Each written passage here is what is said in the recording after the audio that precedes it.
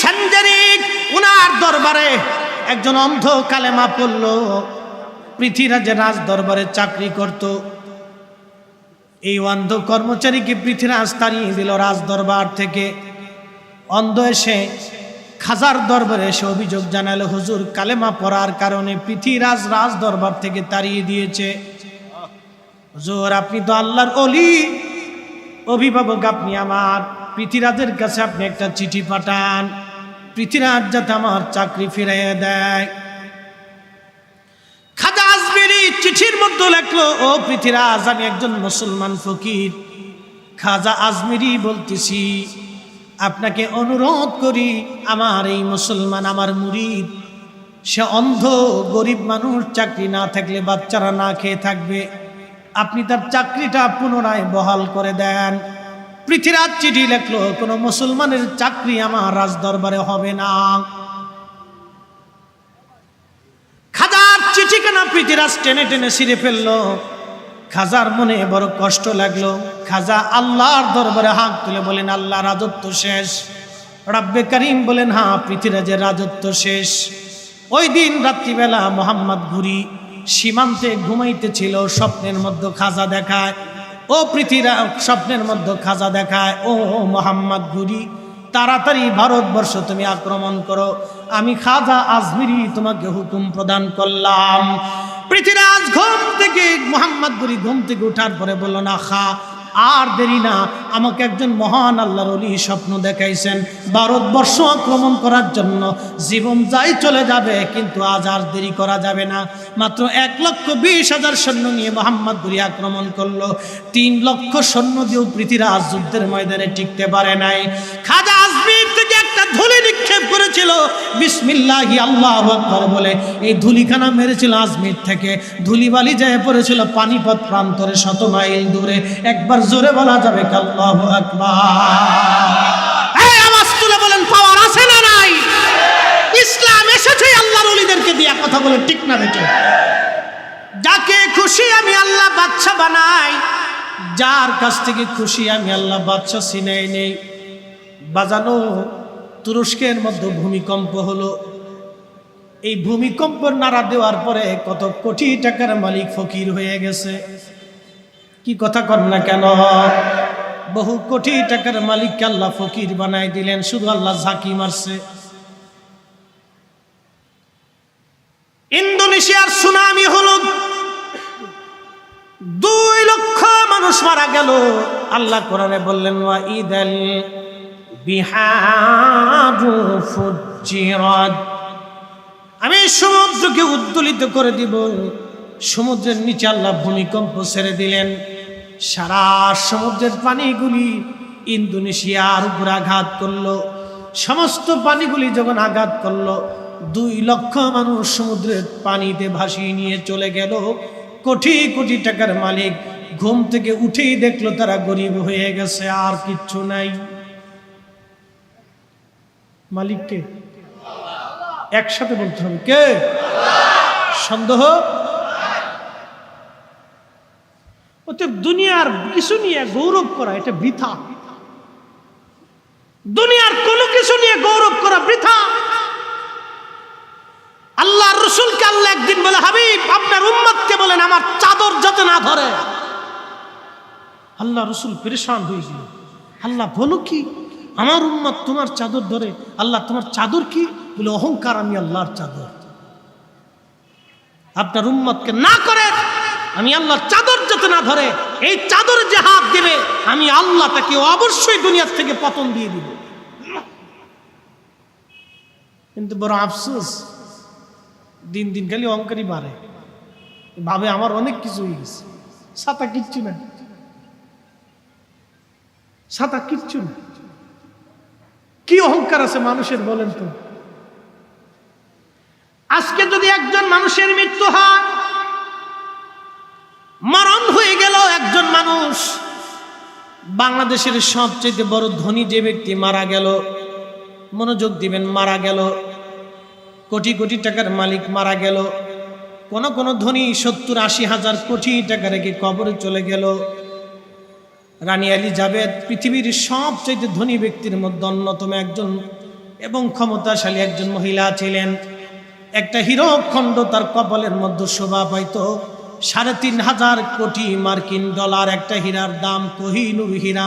পৃথিবীর মধ্যে এর চাইতে দামি হীরা আর কারো নাই।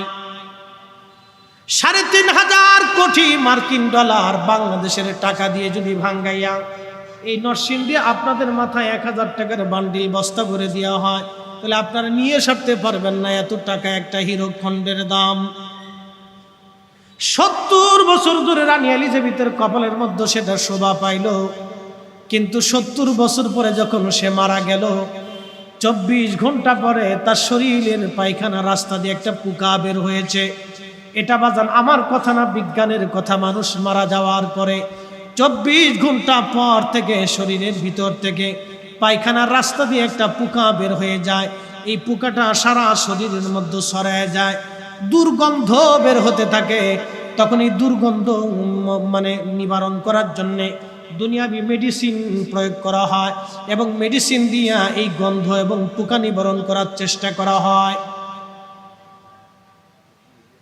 কিন্তু যদি মেডিসিন না দেওয়া হয়, ২৪ ঘন্টা পর থেকে শরীর থেকে গন্ধ বের হতে থাকে। এই গন্ধের কারণে তার ছেলে, তার মেয়ে, আত্মীয় স্বজন যাই কিছু বলেন না কেন, তার পাশে আর কেউ থাকতে পারে না।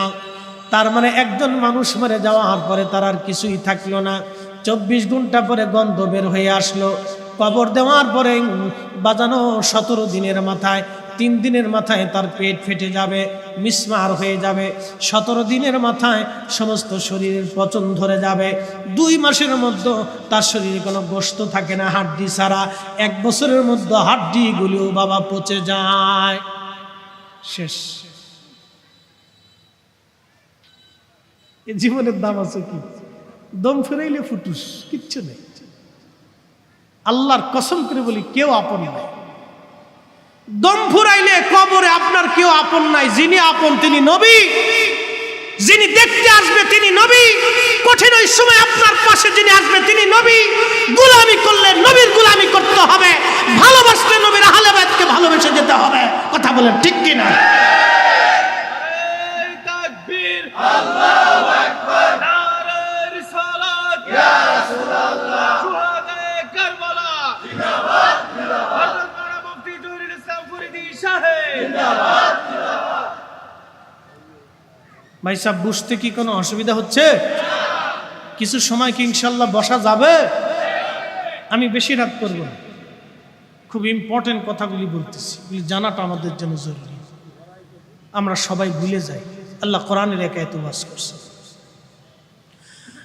কুল ইন্নাল মাউতাল্লাযী তাফিরুনা মিনহু ফাইন্নাহু মুলাকীকুম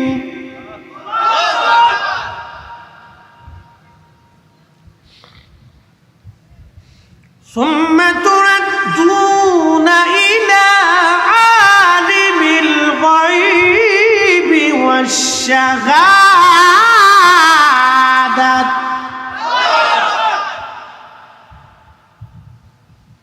Attention. قل إن الموت الذي تفرون। ও হাবিব, আপনি বলে দেন, আপনি জানান আপনার উম্মতকে, আমার বান্দাদেরকে, বান্দা যেখানেই লুকাক না কেন, যত দূরেই যাক না কেন, পৃথিবীর সবচেয়ে গভীর সমুদ্রের নাম গভীর সমুদ্র, প্রশান্ত মহাসাগর, ৩৬,০০০ ফিট গভীরতা। পৃথিবীর সবচেয়ে বড় পাহাড়ের নাম মাউন্ট এভারেস্ট, এর উচ্চতা ২৯,০০০ ফিট। এই ২৯,০০০ ফিটের বিরাট বড় পাহাড়টাকে যদি আপনি সমুদ্রের মধ্যে ছেড়ে দেন, তো নামতে নামতে নামতে নামতে সমুদ্রের তলদেশে যখন যে মিশে যাবে, পাহাড়ের উপরিভাগ থেকে আরো ৭,০০০ ফিট পানি বাকি থাকবে। এই গভীর সমুদ্রের মধ্যে যদি আপনি লুকানোর চেষ্টা করেন, আল্লাহ বলেন, হাবিব উম্মতকে বলে দেন,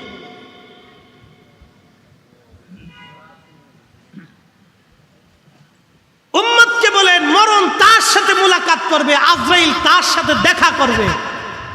একসাথে বলা যাবে আল্লাহু আকবার। এই ক্ষমতার একমাত্র মালিক কে? একমাত্র মালিক আল্লাহ। فَأُنَبِّئُكُم بِمَا كُنتُمْ تَعْمَلُونَ।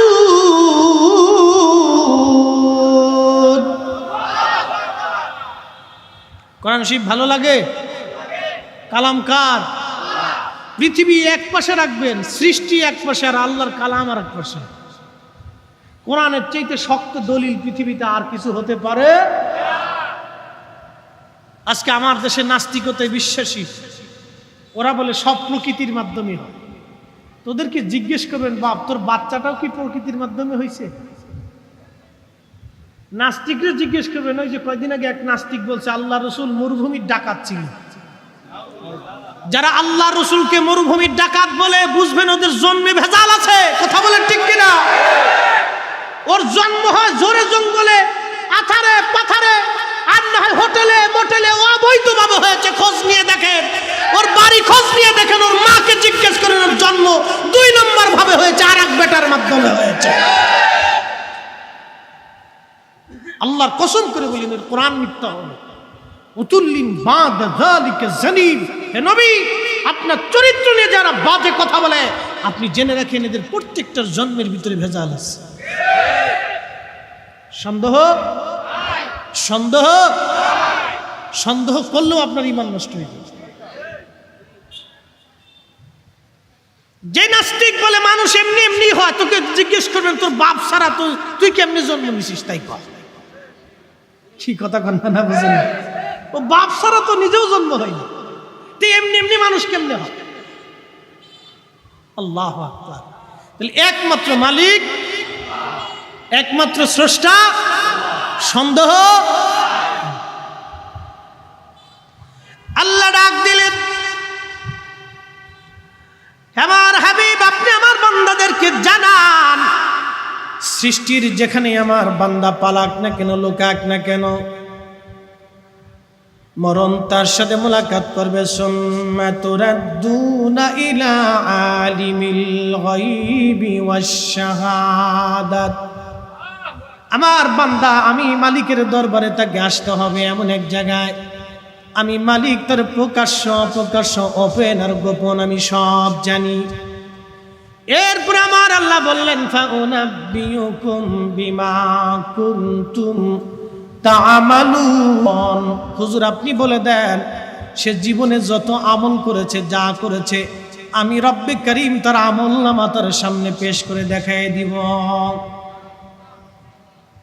1450 বছর আগে কারবালা হলো, 1450 বছর পরে ইসমাইলের দরকারটা কি মাহফিল দেওয়ার? ইসমাইল কি এ দেশে একাই শুধু নবীর উম্মত না, আরো আছে? তাহলে একা ইসমাইল কেন দৌড়াবে? ইসমাইলের দায় ঠেকলো কি? ইসমাইল একটা জায়গা দায় ঠেকা, ইসমাইল আহলে বাইতে রাসূলকে ভালোবাসে। কথা বলেন ঠিক কিনা? শুধু ইসমাইল একা বাসে না, আপনারাও বাসেন বিদায় আজকে চলে আসছেন। আর যাদের অন্তরে গুজামিল আছে, এরা ঠেলাঠেলি করছে। সন্দেহ নাই। নবী কি আমরার বক্তা সাহেবের না সবার? কি কথা কন না কেন? নবী কি আমাদের না সবার? তা হাসান হুসেন কি আমাদের না সবার? তো আমরা এলাম, অন্য কেউ খুঁজে করবে, কারণটা কি? কি কথা কন না কেন? তার মানে বোঝা গেল অন্তরে দোষ আছে। প্রিয় মুসলমান, আল্লাহ রাসূল বলেন, উম্মত তোমরা শুনিয়া নাও, আল হাসান ওয়াল হুসাইন ইবনা, আমার হাসান আর হুসাইন দুইজন আমার আওলাদ, আমার বংশধর।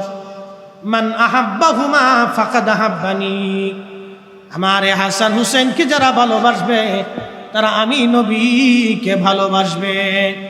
ওমান আহাব্বানি আহাব্বাহুল্লাহ, আমি নবীকে যারা ভালোবাসবে, তারা আল্লাহকে ভালোবাসবে। ওমান আহাব্বাহুল্লাহু আদখালাহুল জান্নাহ, আমার আল্লাহকে যারা ভালোবাসবে, তারা আল্লাহর জান্নাতি হয়ে যাবে। জোরে বলেন সুবহানাল্লাহ। হাসান হুসেনকে ভালোবাসতে কি রাসূলুল্লাহ শুধু সাহাবীদেরকে বলছে না, সবাইকে বলছে? এখানে যে পীরের মুরিদ হন, যেই বংশের ছেলে হন, যেই এলাকার লোক হন, যে রাজনীতির ব্যক্তিত্ব হন, যে রাজনীতির অনুসারী হন, ও রাজনীতি ছাতা আপনার কাছে, ও বংশ আপনার কাছে, ও গোষ্ঠীও আপনার কাছে, কোন মাদ্রাসায় পড়ছেন ওটা আপনার কাছে, কোন কলেজে পড়ছেন ওটা আপনার কাছে, আপনি কালা না ধলা না, শিক্ষিত না অশিক্ষিত, মূর্খ না দিনওয়ালা ভ্যানওয়ালা রিক্সাওয়ালা দিনমজুর কোটিপতি, ওটা আপনার কাছে। মুসলমান হিসেবে, নবীর উম্মত হিসেবে আওলাদ রাসূলকে ভালোবাসতেই হবে। কথা বলেন ঠিক না বেঠিক? এক কথাই শেষ, বাকি যুগি নেই। যদি বলেন আমি রাসূলের উম্মত, তো ভালোবাসতে হবে। আর যদি বলেন না আপনি ইয়াজিদের উম্মত, তো চলে যান। কি কথা কন না? খারাপ বলছে? যদি বলেন না আপনি ইয়াজিদের উম্মত, তো চলে যান।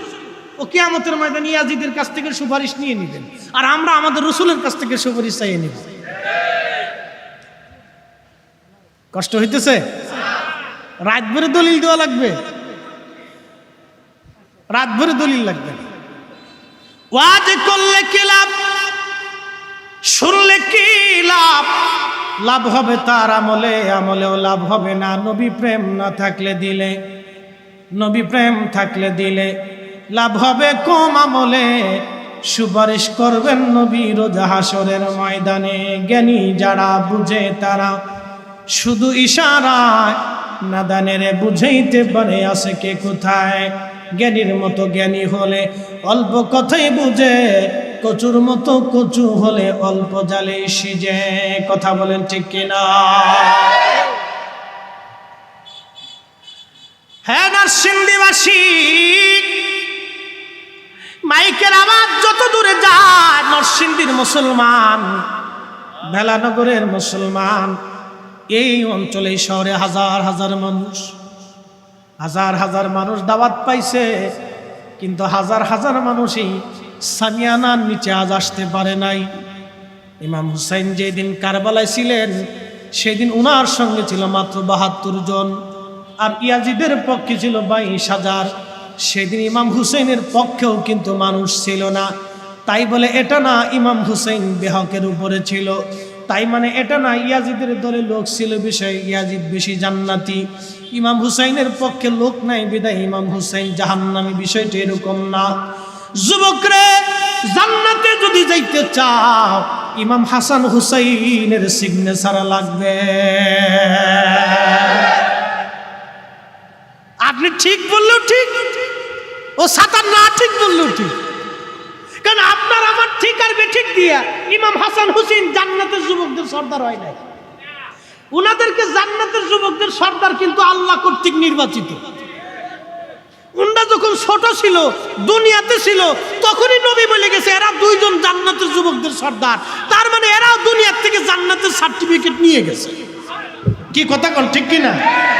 আর ফাতেমা সম্পর্কে নবী বলছেন ফাতিমাতুন সাইয়্যিদাতুন নিসাই আহলিল জান্নাহ, রাওয়াহুল বুখারী। নবী বলেছেন উম্মত তোমরা শুনে রাখো, জাইনা রাখো, আমার এই কলিজার টুকরা, আমার ফাতেমা, আমার কলিজার একটা অংশ, আমার এই ফাতেমা হলো পৃথিবীর সৃষ্টি সমস্ত নারীদের, জান্নাতি নারীদের সাইয়্যিদিনী সর্দারি। এ কথা আমরা ভোট দিয়ে বানাই নাই, আল্লাহ নিজে নির্বাচন করছে। অতএব জান্নাতে যাইতে হলে রাসূলের পরিবারের এই মাধ্যম ছাড়া, কদম ছাড়া আর সিগনেচার ছাড়া নসিবে হবেন না। কিন্তু কি কথা কন না কেন? নসিবে হবেন না। বলতে অনেকে ভাবে যে আমি নামাজ দিয়ে জান্নাতে চলে যাব। নামাজ দিয়ে যাবেন ঠিক আছে, নামাজ পড়বেন এটা ঠিক আছে, কিন্তু মনে রাখবেন কিয়ামতের ময়দানে রাসূলের দরকার। ঠিক আসতে হবে না জোরে হবে? একটা দলিল দিই, সুনানুত তিরমিজির বাবুস শাফা, এই পরিচ্ছেদের ভিতরে একটা হাদিস আসছে। নবীর একজন খাদেম, খাদেমের নাম হযরত আনাস, 10 বছর খেদমত করছে। কত বছর? 10 বছর রাসূলের জায়নামাজ বিছাইছে, খাবার জোগাই দিছে, উটের হাওদা নির্মাণ করছে, উটের রশি ধরে টানছে, তাহাজ্জুদের পানি জোগাড় করে দিছে, রাসূলের এই বিছানা জোগাড় করে দিছে, আল্লাহর নবীর চিঠিপত্র আগায় জোগাই দিছে। 10 বছর খেদমত করছে। আল্লাহু আকবার, আল্লাহু আকবার। কত বড় সৌভাগ্যবান যে রাসূলের দরবারে খাদেম সে। এই লোক আর জীবনে কারণ নসিব হবে না। খাদিমুর রাসূল, খাদিমুর রাসূল হযরত আনাস একদিন যায় রাসূলুল্লাহকে বলতে, ইয়া রাসূলুল্লাহ আমি গরিব মানুষ। বলে কি চাও? হুজুর দোয়া করে দেন, বরকত যাতে আল্লাহ আমার সন্তানে এবং জমি জমা সম্পদে যাতে আল্লাহ বরকত দিয়ে দেয়। আল্লাহকে আল্লাহ আমার খাদেম দোয়া চাইতেছি, আল্লাহ তুমি তার সন্তানে জমি জমায় টাকা পয়সা তুমি অগণিত বরকত দিয়ে দাও। আল্লাহ সন্তান দিতে দিতে 100টা দিচ্ছে। সুবহানাল্লাহ হয়েছে না? আরো জোরে কম। সবার খেজুর গাছে খেজুর ধরছে একবার, আর খাদিমুর রাসূলের খেজুর গাছে খেজুর ধরছে 2বার। সবার উটের বাচ্চা হইতো এইটা, হ্যাঁ উটের বাচ্চা হইতো 2টা। সবার ছাগল হইতো 2টা, বাচ্চা হইতো 4টা। সুবহানাল্লাহ কি বাড়ি যায়? 100টা ফুলাপান আছে, এরকম বেড়া আছে কিনা বাংলাদেশে? সব পৃথিবীতে আছে কেন এরকম বেড়া? 100টা বাচ্চা হয়েছে। তার মানে আল্লাহ কি পরিমাণে বরকত দিছিল। একসাথে বলবেন মারহাবা। নবীর দুয়ার পাওয়ার আসেনিও। হযরত খাদিমুর রাসূল আনাস নবীর দরবারে একদিন ডেকে বলেন, ইয়া রাসূলুল্লাহি, দয়া করে বলবেন কি কিয়ামতের মাঠে আমি আপনাকে গেলে কোথায় পাবো? হুজুর, কিয়ামতের মাঠে আপনি আমাকে ছাড়া জান্নাতে যাবেন না, আপনি দয়া করে বলে দেন। আল্লাহর নবী বলেন, খাদিম যাও, আমি নবী ওয়াদা করলাম কিয়ামতের মাঠে তোমাকে না নিয়ে আমি রাসূল জান্নাতে যাব না। চিৎকার মেরে বলবেন আল্লাহু আকবার। কাজী নজরুল কত চমৎকার একটা শের লিখেছেন, কবিতা। Kazi Nazrul under matric pass. বুঝে যান, এই মেধার জ্ঞান কিন্তু আল্লাহ প্রদত্ত। লেখাপড়া করলে মেধাবী হওয়া যায় না, বিরাট লেখাপড়া করলে অনেক কিছু হওয়া যায় না। আমার একজন ক্লাসমেট ছিল ভাইজান, সারাদিন রাত 24 ঘন্টা টেবিলের উপর বসে থাকছে, শেষ পর্যন্ত সে ডাকাত হয়ে গেছে। হ্যাঁ, একসাথে আলিম পরীক্ষা দিচ্ছে। আর এক ক্লাসমেট দাখিলের সময়, আলিমের সময় আমি তার নিজে পরীক্ষা দিয়ে দিছি। আর এক ক্লাসমেট ছিল, আমি তার নিজে পড়াইছি। এখন সে ওই জজ কোর্টের অ্যাডভোকেট এবং একটা কলেজের সে লেকচারার। আমি তার নিজে পড়াইছি।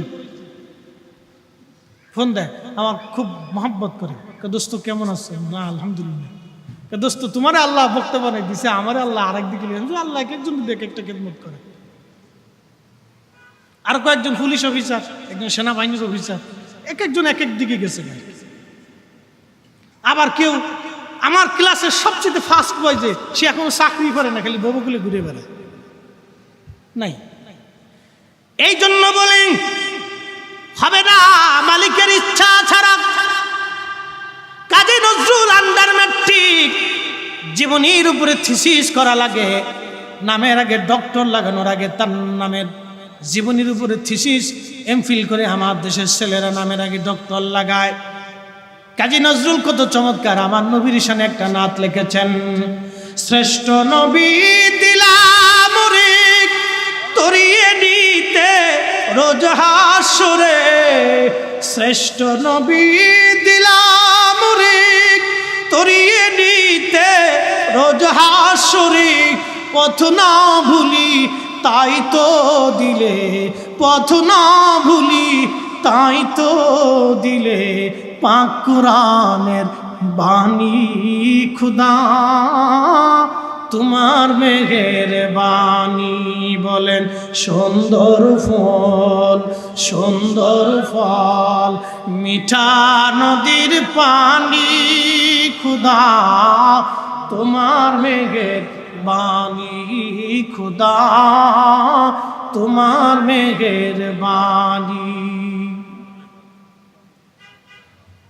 হ্যাঁ, নবীর উম্মত সাহাবী খাদিমুর রাসূল ডেকে বলে, হুজুর মেহশরের মাঠে আপনি আমাকে ছাড়া জান্নাতে যাবেন না গো নবী, দয়া করে বলবেন কি কোন জায়গা গেলে আপনাকে হাসরের মাঠে খুঁজে পাবো?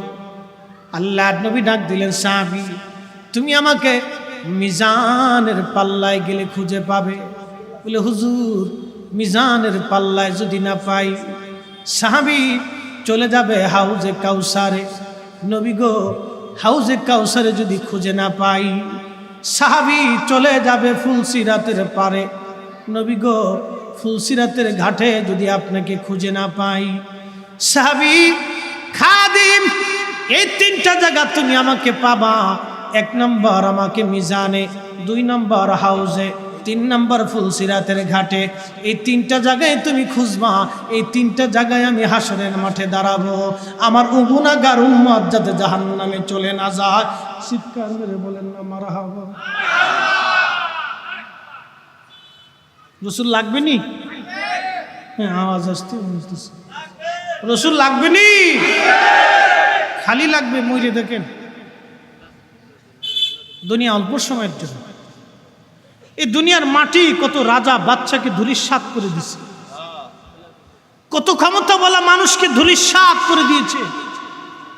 আরে একসাথে 1000 মানুষের সাথে যারা তলোয়ার চালাইতো তারা পর্যন্ত মাটির সাথে মিশে গেছে। হালাকু,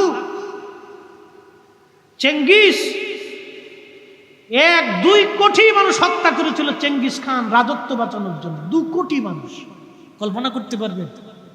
2 কোটি মানুষকে জবাই দিয়েছিল চেঙ্গিস খান তার রাজত্ব টিকানোর জন্য।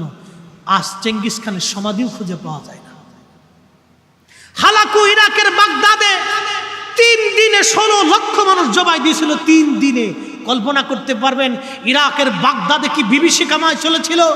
1 মাস পর্যন্ত টাইগ্রিস দাজলা নদীর পানি রক্তে রঞ্জিত হয়েছিল, শুধু লাশ আর লাশ, রক্ত আর রক্ত।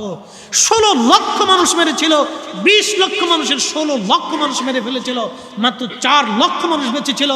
হালাকু ভেবেছিল 16 লক্ষ মানুষ মেরে ফেলে দিয়েছি, ইসলাম মিটিয়ে দিয়েছি। আজ হালাকু নাই, কিন্তু ইরাকের বাগদাদের জমিনে কালেমার পতাকা আজ উড়ে। কথা বলেন ঠিক না বেঠে?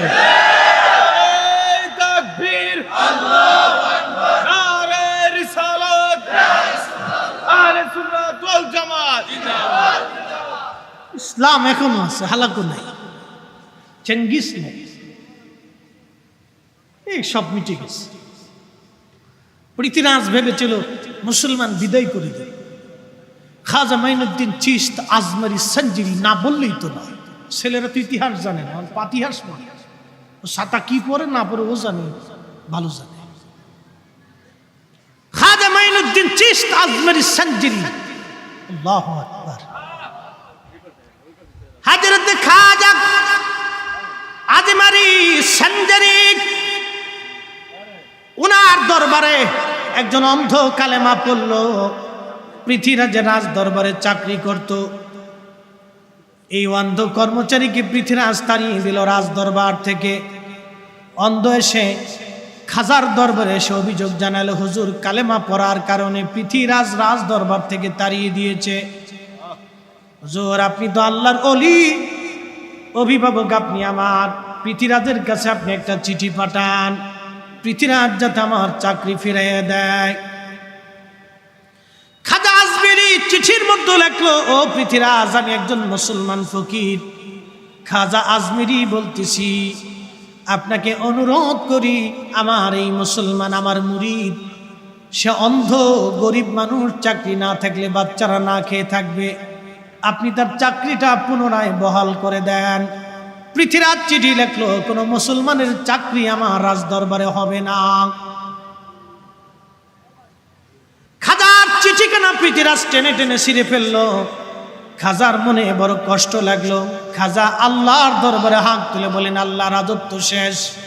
রব্বে করিম বলেন, হ্যাঁ পৃথ্বীরাজের রাজত্ব শেষ। ওই দিন রাত্রিবেলা মোহাম্মদ ঘুরি সীমান্তে ঘুমাইতেছিল, স্বপ্নের মধ্যে খাজা দেখায়, ও পৃথ্বীরাজ স্বপ্নের মধ্যে খাজা দেখায়, ও মোহাম্মদ ঘুরি তাড়াতাড়ি ভারতবর্ষ তুমি আক্রমণ করো, আমি খাজা আজমিরি তোমাকে হুকুম প্রদান করলাম। পৃথ্বীরাজ ঘুম থেকে, মোহাম্মদ ঘুরি ঘুম থেকে উঠার পরে বলল, না খা, আর দেরি না, আমাকে একজন মহান আল্লাহর ওলি স্বপ্ন দেখাইছেন, ভারতবর্ষ আক্রমণ করার জন্য জীবন যাই চলে যাবে, কিন্তু আজ আর দেরি করা যাবে না। মাত্র 1,20,000 সৈন্য নিয়ে মোহাম্মদ ঘুরি আক্রমণ করলো। 3 লক্ষ সৈন্য দিয়েও পৃথ্বীরাজ যুদ্ধের ময়দানে টিকতে পারে নাই। খাজা আজমির থেকে একটা ধুলি নিক্ষেপ করেছিল, বিসমিল্লাহি আল্লাহু আকবার বলে এই ধুলিখানা মেরেছিল আজমির থেকে। ধুলিবালি যায় পড়েছিল পানিপথ প্রান্তরে, 100 মাইল দূরে। একবার জোরে বলা যাবে আল্লাহু আকবার। এই আওয়াজ তুলে বলেন, পাওয়ার আছে না নাই? ইসলাম এসেছে আল্লাহর ওলিদেরকে দিয়া। কথা বলে ঠিক না বেটে? ইসলাম পেয়েছি তাদেরকে দিয়ে।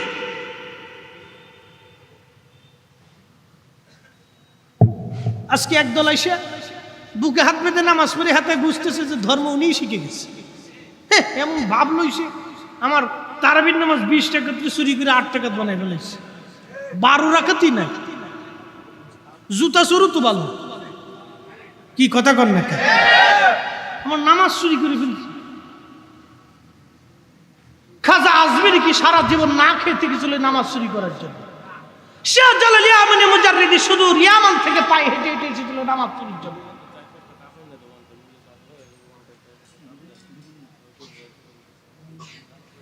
হ্যাঁ নবীর উম্মত,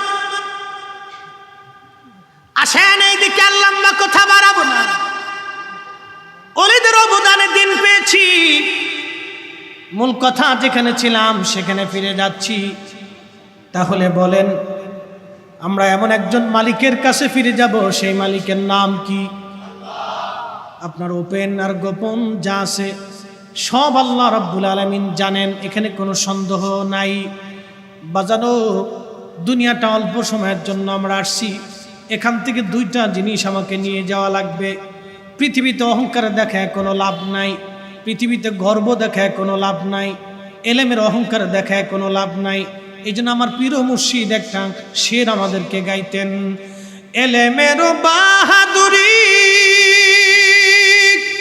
ধনের গৌরব দাও সারি, এলেমের বাহাদুরি ধনের গৌরব দাও সারি, কামেলের পদতলে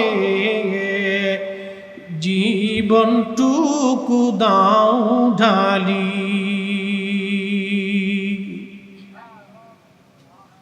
এলেমের অহংকার, সম্পদের অহংকার বাবা করে কোনো লাভ নাই। সেজদা হবে কার? জোরে বলতে হবে কার? জিকির হবে কার? ইবাদত হবে কার? সন্তুষ্টি হবে কার? আল্লাহর সন্তুষ্টির জন্য আমরা এখানে আসছি। মাহফিলের নাম সোহাদায়ে কারবালার স্মরণের মাহফিল। শহীদ যারা হয়েছিলেন তিনি ইমাম হুসাইন রাদিয়াল্লাহু আনহু। আহা, কি করে তার শাহাদাতের বর্ণনাখানা আপনাদের সামনে দিব। হযরত ইমাম হুসাইন রাদিয়াল্লাহু আনহু কর্তৃত মস্তক মোবারক কেটে নিয়ে গেল কুফা নগরে উবাইদুল্লাহ ইবনে জিয়াদের সামনে। চোখের সামনে সন্তান শহীদ হল। মোট 72 জন সঙ্গী ওনার সামনে শহীদ হয়েছিলেন। প্রায় আহলে বায়তের সংখ্যা ছিল 25 থেকে 30 জনের মতো। হযরত ইমাম হুসাইনের বেটা, ভাতিজা, ভাগিনা সহ এবং গোষ্ঠীর বংশের মানুষ সহ এরকম প্রায় 25 থেকে 30 জন তার ফ্যামিলির লোক শহীদ হয়ে গেল। বাকি ওনার আত্মীয়স্বজন, বন্ধুবর্গ, সফর সঙ্গীরা শহীদ হয়ে গেল। আহা, ইমাম হুসাইন যুদ্ধের জন্য তিনি যান নাই, তিনি গিয়েছিলেন হকের জন্য। এই জমিনে হক প্রতিষ্ঠিত করার জন্য আহলে বাইত রাসূল যুদ্ধের ময়দানে গিয়েছিলেন। ও মুসলমান, ওনার খণ্ডিত কর্তৃত মস্তক মোবারক নিয়ে যাওয়া হলো কুফা নগরে। পবিত্র মাথা কুফা নগরে নিয়ে যাওয়ার পরে কুফা নগরের ওই যে রাজপ্রাসাদের চেয়ারে বসা ছিল উবাইদুল্লাহ ইবনে জিয়াদ। মনে রাখবেন, উবাইদুল্লাহর বাবার নাম ছিল জিয়াদ।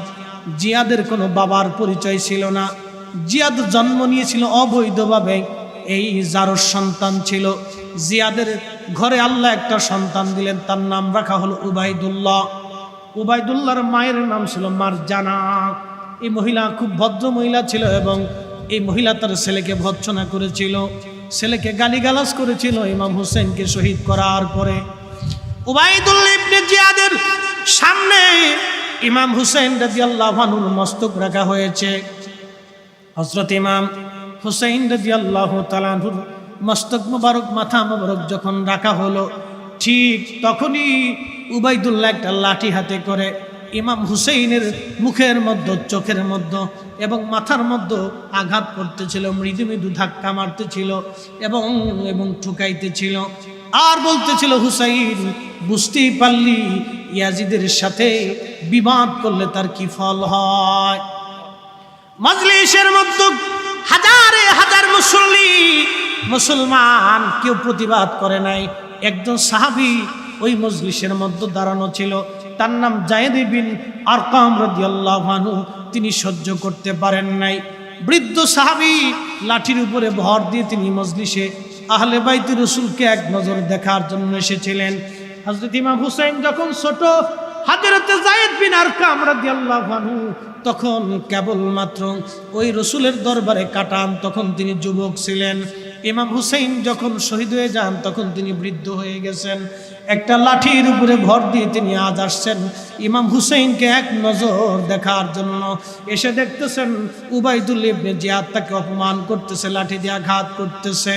হযরত যায়েদ বিন আরকাম ধমক দিয়ে বলতেছে, এই মারজানার ছেলে, তোর হাতের লাঠি সরা। আমি রাসূলুল্লাহ সাহাবী যায়েদ বিন আরকাম, আমি কত হাজার বার শতবার দেখেছি যেই মুখের মধ্যে তুই লাঠির আঘাত করিস ওই মুখের মধ্যে রাহমাতুল লিল আলামিন চুমা লাগাইতো। একবার জোরে বলা যাবে কি ইয়া রাসূলুল্লাহ? শুধু রসুলের পক্ষে কথা বলার জন্য উবাইদুল্লাহ ইবনে জিয়াদ রসুলের সাহাবী যায়েদ বিন আরকামকে ধমক দিয়ে বলেন, এই বুড়া, তুই বুড়া না হলে এখনই তোকে জবাই দিতাম। সাহাবীকে ধমক দিচ্ছে, যায়েদ বিন আরকামকে সাহাবীকে ধমক দিছে উবাইদুল্লাহ, এই সাহাবী, বুড়া না হলে তোকে জবাই দিয়ে দিত। যায়েদ বিন আরকাম ডেকে বলেন, আরে উবাইদুল্লাহ মারজানার ছেলে, আমি রাসূলুল্লাহ সাহাবী, একবার না দুইবার না, আমাকে একবার মারবি আবার আল্লাহ জীবন দিবে, আবার মারবি আল্লাহ আবার আমাকে জীবন দিবে। 1000 বার যদি আমাকে শহীদ করো আর 1000 বারই যদি তুমি আমাকে হত্যা করো, তারপর আমি যায়েদ বিন আরকাম রাসূলুল্লাহর পক্ষে কথা বলে যাব। আমি মরণকে ভয় করি না। জোরে বলা যাবে কি মারহাবা?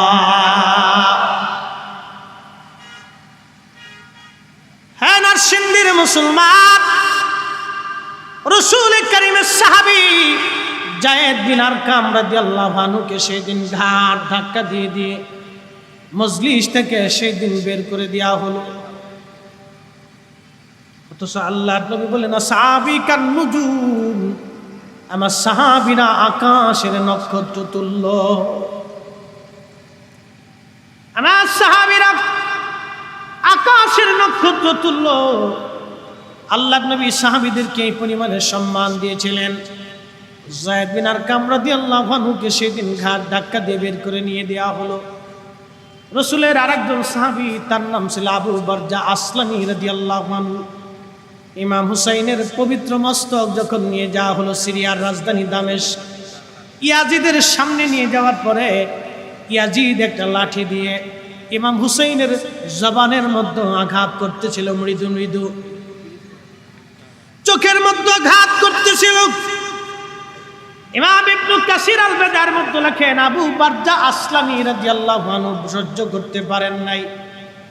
আবু বারজা আসলামী ধমক দিয়ে বলেন, এই ইয়াজিদ, তোমার লাঠি তোমার হাত থেকে সরাও, তোমার ছুরি তোমার হাত থেকে সরাও। যেই মুখের মধ্যে তুমি আজকে লাঠির আঘাত করতেছো, আমি রাসূলুল্লাহর সাহাবী আবু বারজা আসলামী, আমি বলতেছি, আমি নিজ চোখ দিয়ে দেখেছি ওই ঠোঁটের মধ্যে রাহমাতুল লিল আলামিন চুমা লাগাইতো। জোরে বলা যাবে কি সুবহানাল্লাহ? আবু বারজা আসলামী সেদিন একটা কথা বলেছিল, ইয়াজিদ, কিয়ামতের মাঠে তোর সুপারিশকারী হবে উবাইদুল্লাহ ইবনে জিয়াদ, আর হুসাইনের সুপারিশকারী হবে রাহমাতুল লিল আলামিন। সেই দিন তুই বুঝতে পারবি কে হক আর কে বাতিল। এই ইয়াজিদ, আজকে যার মাথা কেটে এনে যার মুখের মধ্যে লাঠির ছুরির আঘাত করতেছিস, যাদের মাধ্যমে তুই কাজ করছিস, ওই উবাইদুল্লাহ তোর সুপারিশকারী হবে, আর ইমাম হুসাইনের সুপারিশকারী হবে রাহমাতুল লিল আলামিন। তো কিয়ামতের মাঠে সেই দিন দেখা যাবে কে হক আর কে বাতিল। ইয়াজিদ ঘোষণা দিল, এই মাথা নিয়ে যাও। 3 দিন পর্যন্ত মাথা ঘোরানো হলো সিরিয়ার আশেপাশে, প্রত্যেক শহরে শহরে ঘোরানো হলো। অ্যাটেনশন, একটা কথা আজ মনে রাখবেন, ইমাম হুসেন শহীদ হলেন কারবালায়। কারবালার থেকে মাথা আনা হলো কুফাতে। 3 দিন পর্যন্ত মাথা প্রদর্শনী করা হলো। সারা কুফার অলিতে গলিতে আনন্দ মিছিল চলল। কুফার থেকে নিয়ে যা হলো সিরিয়ার সারা শহরের অঞ্চলে অঞ্চলে আনন্দ মিছিল চলল। সিরিয়ার থেকে নিয়ে যা হলো আসকালানের যিনি গভর্নর ছিলেন তিনি আসকালানে নিয়ে যাওয়ার পরে এই পবিত্র মাথা মোবারক রেখে তিনি দাফন করে দিলেন। আসকালান যখন 5554 হিজরিতে যখন আসকালান আবার খ্রিস্টানরা দখল করে নিল, তখন মিশরের যিনি গভর্নর ছিল তিনি আসকালানের প্রশাসক, খ্রিস্টানের এই প্রশাসককে 30,000 স্বর্ণ মুদ্রা দিয়ে তারপরে ইমাম হুসেইনের পবিত্র মস্তক আনার জন্য গেলেন। সেই শত শত হাজার হাজার সৈন্য নিয়ে খালি পায়ে নগ্ন পায়ে ইমাম হুসেইন রাদিয়াল্লাহু আনহুর মস্তক যখন উঠানো হলো, আরে 600 বছর আগে ওনাকে যেইভাবে দাফন করা হয়েছিল 600 বছর পরে ইমাম হুসেইনের মস্তক থেকে তখনও রক্ত ঝরতেছিল, ওনার ঠোঁট তখনও জিন্দা ছিল, চোখ তখনও জিন্দা ছিল, পবিত্র মাথা থেকে তখন বেহেশতের ঘ্রাণ আসতেছিল। একসাথে বলা যাবে আল্লাহু আকবার। 600 বছর পরে ওনার মাথা মোবারক থেকে জান্নাতের ঘ্রাণ আসতেছিল। ঠোঁট শুকায় নাই, চুল পরে যায় নাই, দাড়ি পরে নাই, চেহারার লাবণ্য তো নষ্ট হয় নাই, কিন্তু কর্তিত মাথা। কি বুঝলেন? আজকে খুদার ঘর মসজিদে বসে ইয়াজিদের প্রশংসা করে, ধুর বেটা নাফরমানের বাচ্চা, ওর চাইতে নাফরমান পৃথিবীতে কি আছে? ওকে কুকুরও দেখলো শরম পায় যে তুই আমার চাইতে নিকৃষ্ট। কি কথা কর না, শক্ত কথা বলতে বাধ্য হলাম। আল্লাহ কোরআনে বস করে, ওয়ালা তাকুলু লিমান ইউকতালু ফি সাবিলিল্লাহি আমওয়াত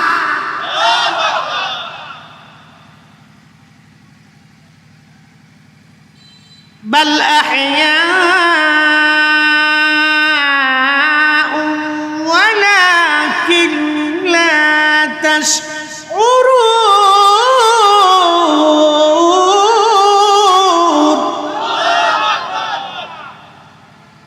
কোরআন কি বলে? ওয়ালা তাকুলু লিমান ইউকতালু ফি সাবিলিল্লাহি আমওয়াত। 600 বছর পরে ইমাম হুসাইন রাদিয়াল্লাহু আনহুর পবিত্র মস্তক মিশরে আনা হলো। আসকালান থেকে মিশরে যখন আনা হলো 554 হিজরি তখন চলে। তার মানে 500 বছর পরে আওলাদে রসুলের মাথা মোবারক আনা হলো 500 বছর। ঠোঁট তখনও জিন্দা, শরীরের চেহারার লাবণ্যতা তখনও জিন্দা, তাজা তাজা রক্ত ঝরে পড়ে রে তখনও, চুল দাড়ি মোবারক তখনও কাঁচা, চোখ তখনও জিন্দা। ইমাম হুসেইন রাদিয়াল্লাহু আনহুর পবিত্র মাথা মোবারক থেকে তখনও মিশক আম্বর আর জান্নাতের সুঘ্রাণ ছড়িয়ে পড়ল সারা এলাকায়। সুবহানাল্লাহ কি বলা যাবে? আল্লাহ বলেন, হাবিব উম্মতকে জানান আমি আল্লাহর পথে যারা জীবন দেয়, যারা শহীদ হয়ে যায়, আমি আল্লাহর পথে যারা মারা যায় তাদেরকে মরা মনে করিও না, বাল আহিয়া, বরং তারা জিন্দা জিন্দা জিন্দা জিন্দা। একসাথে বলেন জিন্দা জিন্দা। আমি বলি না আল্লাহ, আল্লাহর পরে আর কোনো দলিল লাগবে? যারা বলে মরে গেছে ওর কপাল পুরা, এ কথা কর না কেন বলেন? আল্লাহ বলে জিন্দা, মোল্লা বলে মরা। ফতোয়া কার? আল্লাহটা মানতো, ওর সব বাদ দিত। আল্লাহ বলেন বালা হিয়া ওয়ালাকিন লা তাশউরুন।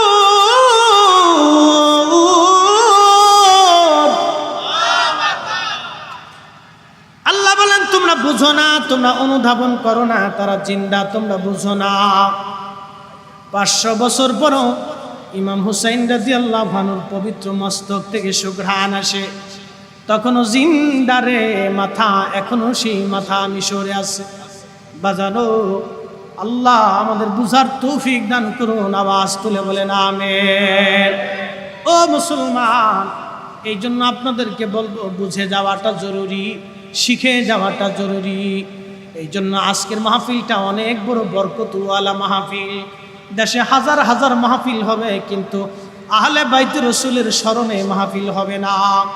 বাজানো, এই মাহফিলে আমরা যারা আজকে বসে গেলাম, প্রশ্ন রাখবেন মুফতি জহিরুল ইসলাম ফরিদি, এই মাহফিলে না বসলে লস কি, না আসলে লস কি, ক্ষতি কি, আর আইসি বা কি লাভ হবে? একটা কথা আপনাদেরকে বলে দিয়ে যাই।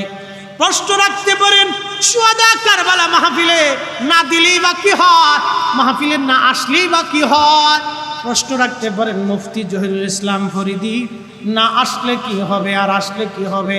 বলে দিয়ে যাই, যুক্তি অনেকেই দিতে পারে। ইমাম হুসেন শহীদ হয়েছে 1450 বছর পরে, 1450 বছর পরে ওনার গুণগান কইরা ওনার জন্য মাহফিল সাজায় লাভ কি হবে? ব্যাং চিনেননি আপনারা? ব্যাং ব্যাং ব্যাং নরসিংদী ব্যাং আসেনি? শহরের মানুষের যন্ত্রণায় ব্যাং দেশতে চলে গেছে। আর যে ময়লা পানি উবা ডুবা খাল মিলে গেছে, এই পানির ভিতরে ব্যাং থাকতে পারে না। ব্যাঙে ফাঁসাটারে ঘুরাইয়া ইব্রাহিম আলাইহিস সালামের আগুনের দিকে ফাঁসা ঘুরাইয়া, পিছনের দিক ঘুরাইয়া ব্যাঙে সিরিত সিরিত করে পেশাব মারতেছে। তো আল্লাহ ডাক দেখে, ব্যাং করো কি? আল্লাহ তো সবই জানে। বলে আল্লাহ পেশাব করতেছে। বলে পেশাব কেন করো? বলে আল্লাহ তোমার খলিলকে আগুনের মধ্যে ফেলানো হয়েছে, আগুন নিভানোর চেষ্টা করতেছে। আসতে হলো না? আচ্ছা, ব্যাঙের পেশাবে কি আগুন নিভে না? নিভে না। তো আল্লাহ ডাক দিল, ব্যাং তোর পেশাবিকের আগুন নিভবে? ব্যাং আমিও জানি নিভত না, তো পেশাব করিস কেন? বলে রব, কিয়ামতের কঠিন মাঠে লক্ষ কোটি মাখলুকের ভিড়ে যখন আমাকে ডাক দিবা, তোর ভূমিকা কি ছিল? তখন আমি বলবো, আল্লাহ আমার সামান্য পেশাব মেয়ে আমি আগুন নেভানোর চেষ্টা করছিলাম। হয় নাই? আরো জোরে। আরে শহরে তো হাজার হাজার মুসলমান আছে, মাহফিল তো কারবালা স্মরণের মাহফিল, আহলে বাইত রাসূলের স্মরণের মাহফিল। ইমাম হুসেন শুধু শহীদ হন নাই, নিজের সন্তান শহীদ হয়েছে, পরিবারের সব শহীদ হয়েছে, দেশ ছেড়েছেন, সম্পদ ছেড়েছেন, জীবন ছেড়েছেন, সুখের সংসার ছিল। আরে রসুলের নাতি পৃথিবীর সব মানুষকে যদি বলতেন, মুসলমানদেরকে, তোমরা খাবার দাবার চাল ডাল আমার ঘরে দিয়ে যাও, ওই সময় হাজার হাজার মানুষ উট দুম্বা ছাগল বেলা চাল ডাল ইমাম হুসেনের ঘরে দিয়ে আসতো। ওনারা শহীদ হওয়ার দরকার ছিল না, কিন্তু পিপাসার তৃষ্ণা নিয়ে হকের জন্য, নানার দিনের জন্য, ইসলামের জন্য সেই দিন তিনি শহীদ হয়েছিলেন। ইমাম হুসেন হকের জন্য শহীদ হলো। আর তুমি মাহফিলে আসতে তোমার লজ্জা করে, তুমি মুসলমান বলে দাবি করতেছো? উরে মুসলমান!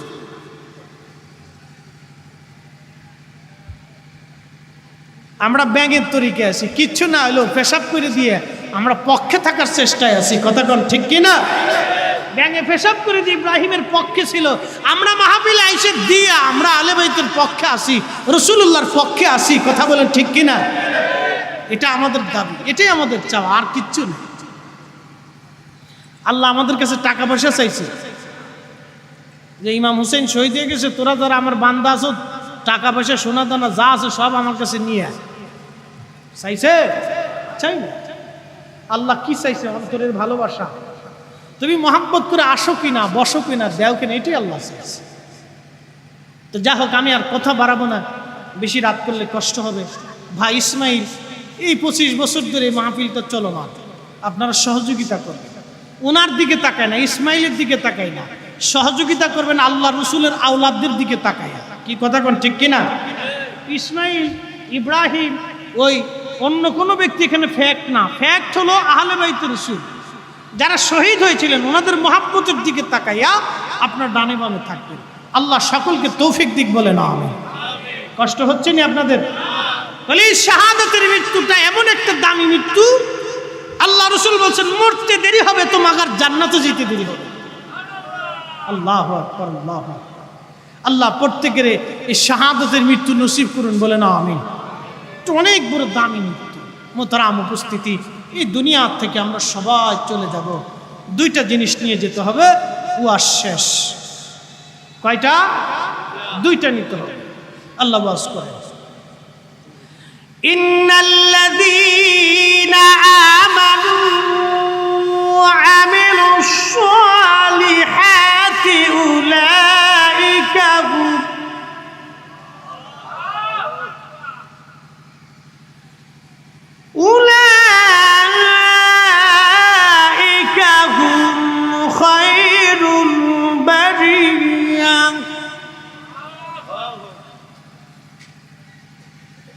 আল্লাহ ডাক দিলেন, হে আমার বান্দা, তোমাদের জন্য দুইটা জিনিস। এক নম্বরে ঈমান।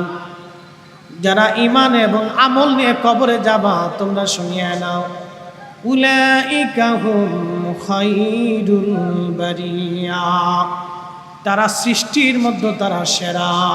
একবার জোরে বলা যাবে কি মারহাবা। জাযাউহুম ইনদা রাব্বিহিম জান্নাতু আদনিন তাজরি মিন তাহতিহাল আনহারু খালিদিনা ফিহা আবাদা।